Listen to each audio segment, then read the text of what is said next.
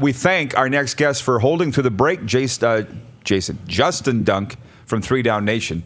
I'm reading Jason's comments on the Facebook wall here. Hey, good afternoon, JD. How are you out there in Eastern Canada? Doing well, buddy. It's getting nice and warm out here, feeling like spring. What about out there? We thought it was. I had to hit Sud's car wash on Saturday because of all the melting, and then a blizzard hit in Saskatoon. Were you part of that? Yeah. No, you were down here. Well, I was moving around. Justin, it doesn't know if winter wants to leave yet or not. Are you saying in southern Ontario it's gone? Has spring sprung where you are? I don't want to jinx it, man, but it seems that way. Okay, good. Well, football's on everybody's minds. And to be honest with you, I mean, you're a guy that works in the CFL news business.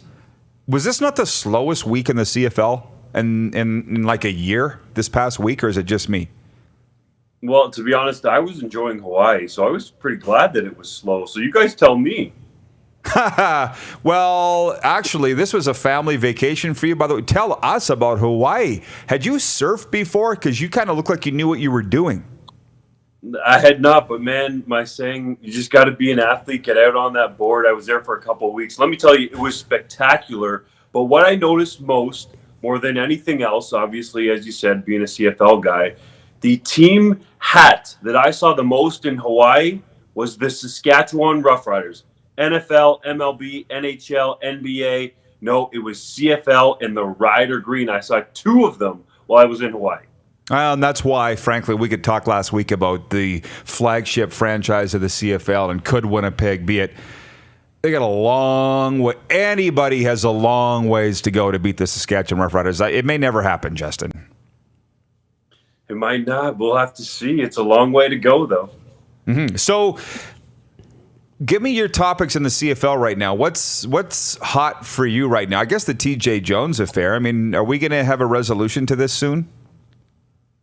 I don't want to put a timeline on it. It seems like it's still going back and forth between the league and the CFLPA, so that's definitely on the front burner in terms of when TJ Jones is going to sign with the Argos. It's a matter of time, but I will say, as an addendum to that if the ruling comes down that TJ Jones has to slot in under one of those rookie deals, which is slotted now, then maybe he'll think about trying to go back to the NFL and won't come back up to the CFL so soon. So if I were the league or the PA, I'd be rushing to allow him to sign as a free agent. The Argos want to sign him for $200,000.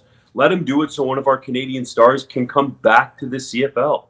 Hey, Justin, but since he's played in the NFL, is he still considered, or why is he still considered a rookie by CFL standards? Well, that's under the new CBA, yeah, and it's because he's Canadian. And I actually had done a piece prior to the current CBA coming about that had a group of Canadian free agents that, for whatever reason, were missed going through the Canadian draft, and TJ Jones was one of them. And the league stance at the time was that Jones indeed was a free agent, along with a number of other players. So to me, I'm having trouble understanding why he's not allowed to be a free agent and sign a deal. Like, let's say Jamal Westerman might be the most recent case when he came back from the NFL to sign with the Winnipeg Blue Bombers. So just in keeping with the new CBA, maybe I'm not as familiar with it, but it seems like there's already been this rule in past when guys become Canadian all of a sudden or accept their roots. Wayne Smith, Darius Blazek. I'm not sure if Jeremy O'Day fits in that category as well, but they used to have a supplemental draft for guys that didn't get their Canadian credentials in time. What happened with that?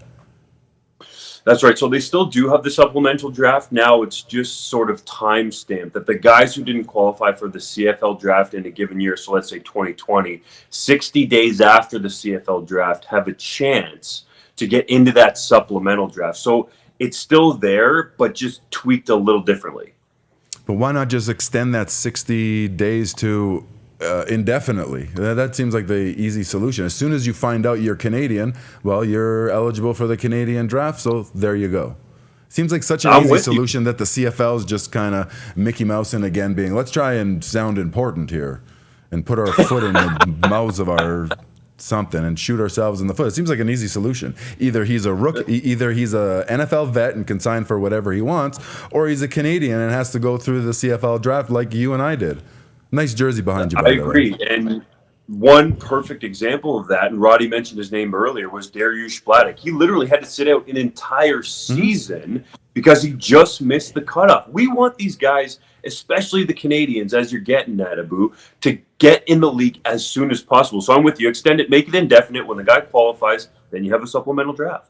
And then if teams don't, there's lots of Canadians that don't get drafted because they're just too good. You know, the D lineman that went to the University of Manitoba he did get drafted later, but guys go through the draft because they don't think that they're or don't get drafted because they think they're going to be that good in the NFL. But at least then you're time stamped. You're Canadian.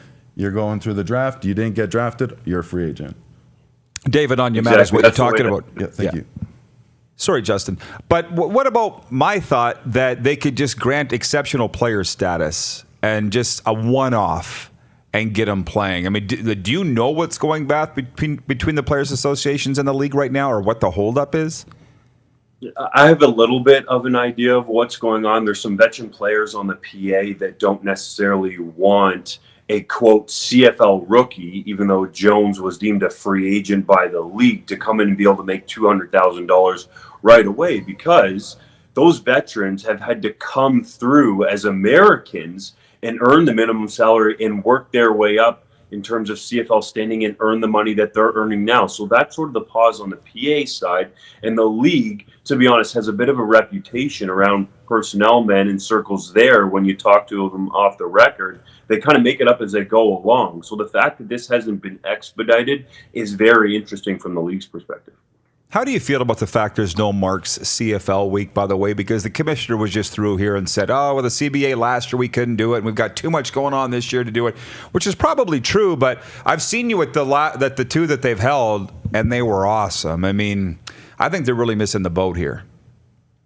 I agree, Roddy. And there's sort of going to be a pseudo CFL week going on in Toronto around the combine. They're still going to have the players, or some of the big name guys, I should say, they're flying to Toronto and do the media car wash, so to speak, do all the stuff they need to do for TSN to get all their bumpers, stings, teases, and promos ready. But it's not going to be dubbed CFL week like it was the last few years. I really do think that now with CBA and labor peace, at least for the next few years, that we could see that event come back in the future. Last one for you. It's coming up a lot out here because this is the CFL hotbed. They're asking where Darrell Walker's going to go. What's the holdup? What do you know about his status?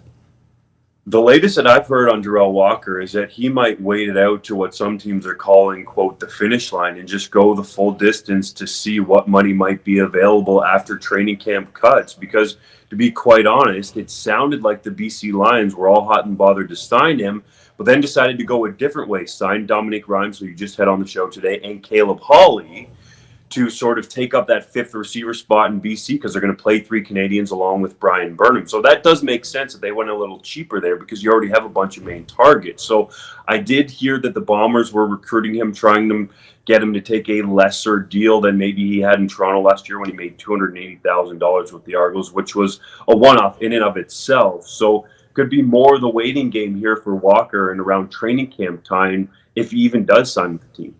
Anything else, brother?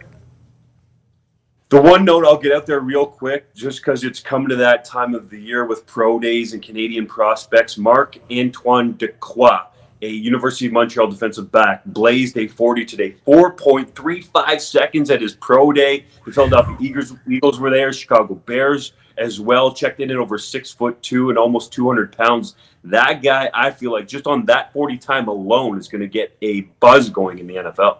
All right. What are the top stories at 3DownNation.com as we speak?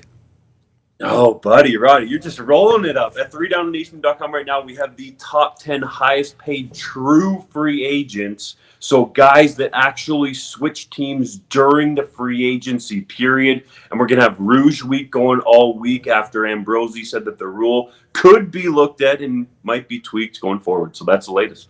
All right, JD. Good seeing you, brother. Welcome home. Thanks, Roddy. Good to be on with you, boys. Be well. Justin Dunk joining us from Southern Ontario from 3DownNation.com, the CFL's preeminent source for information. You're watching Rod Pedersen On Demand. For more of The Rod Pedersen Show, visit rodpedersen.com or follow Rod Pedersen on social media.